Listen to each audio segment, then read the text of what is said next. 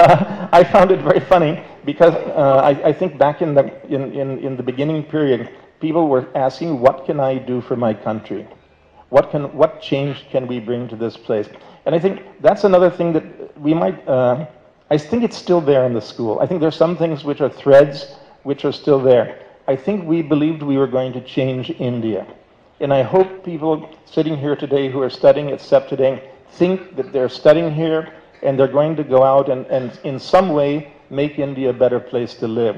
And I think to me that was the central idea, whether you were going to do it through architecture, planning, economics, sociology, or you were going to do transport planning or whatever. You wanted to make this a better place to live. You wanted to make it more inclusive. You wanted to make it more equitable. So these kind of ideas, I think, is a thread which even if I talk to the faculty today, these threads are still there. CEPT is still a place, unlike many universities and colleges and institutes, is still a place who says we can change the world.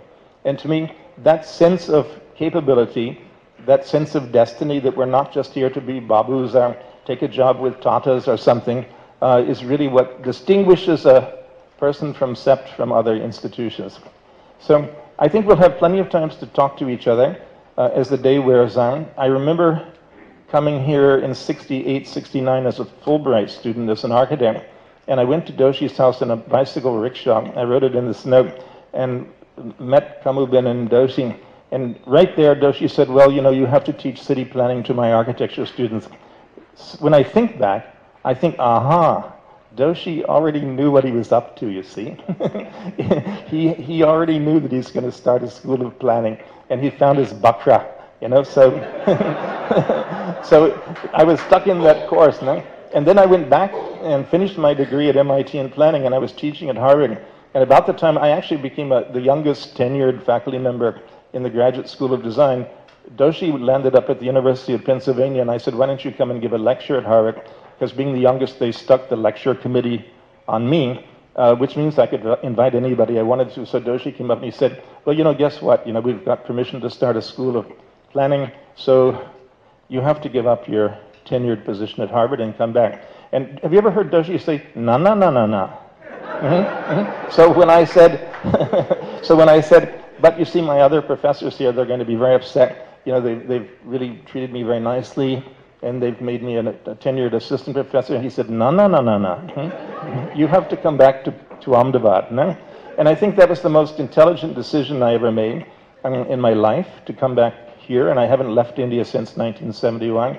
I was 28 when I came. A month or two later, I turned 29. So I always tell youngsters who are in their late 20s that, you know, you can do a lot of things when you're young. You don't have to wait till your hair falls off and you put on a tummy like this, no? You can do things when you're young. But I think it was because of our spirit. You know, we never cared really about getting recognition of the school, getting jobs for the students, what salaries we made. It was really Akhtar's batch who went and plunked down in Gulbai Tekra and sort of got involved in Now Nirman Samiti and all kinds of social movements. So I think we were, in a very positive way, bindas. We just did things as they came up without thinking, what are the consequences? No? Because we knew they were the right thing to do. And I would like all of you to do things which you know are the right things, and don't worry so much about the impact on your job or your what people think of you. So I think I'll close with that, but it's been a great, great experience of my life. I think that I've come to love India, love Ahmedabad, love CEPT, and love the people that I worked with. Thank you very much.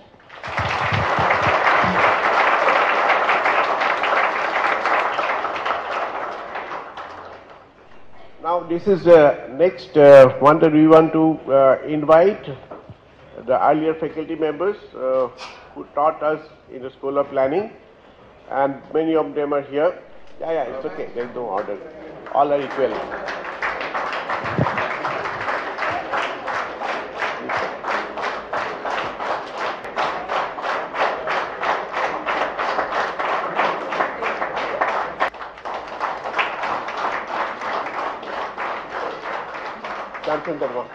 Give it to yeah, Bindu.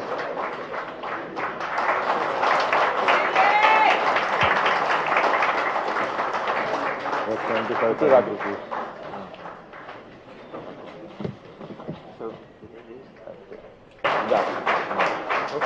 That's what you are better. Yeah. You can announce the name from here. Oh, okay.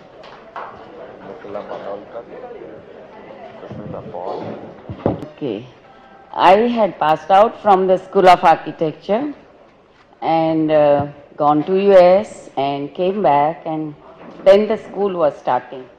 So I joined in here, teaching mainly housing and studios. But now, after seeing the scenario, we were all, as human beings, we are all very much into wanting to do the best for ourselves and our society and country, and the present scenario is making me wonder what has happened to our ideals and goals, and that's where my mind is, and that's all. I think we heard three of our teachers, three of the founders, and I think in 40 years ago, in those 2 years that we spent, and I'm going to first speak as the student here, that the 2 years that we spent, what I think the success of the experiment that they started here was that we never really felt that we were students. In fact, I wrote, I think in my little piece that I wrote, that I thought and we thought that we were part of the experiment and we were very much part of what was evolving here. And I think that was the success of the whole idea that they started. It was never that we were being taught anything. I came from a school, a very traditional school of architecture, JJ school in Mumbai, where we were taught architecture. But here we didn't learn planning. I'm sorry, we were not taught planning.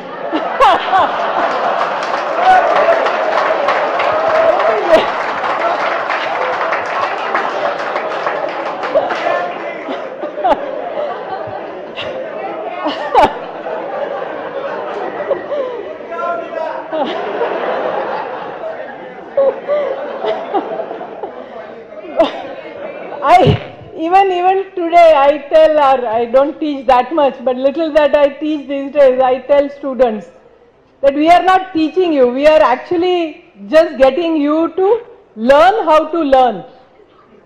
This sounds complicated, but it's actually very simple.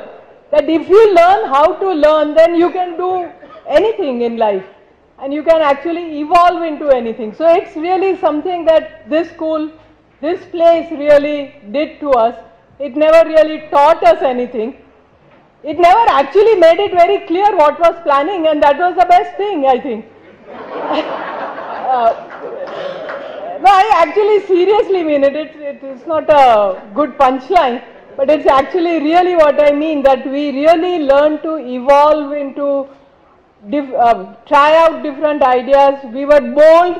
We were allowed to be very bold. It didn't matter if we at times came out with some crazy ideas, but we learned how to be bold. We learned how to work in a team, which was very important. And as they were describing, multidisciplinary teams. Various teams where we didn't actually know the people, but we got to know them. We knew that we had to work together, and how do you do that was something that was very important. So I think that is what really this place. And one last word was that we learned values here. I think that is very important. They all talked about ideas. That's very important, and that's certainly there. And that's what I was a little bit hinting at when I said learn to learn.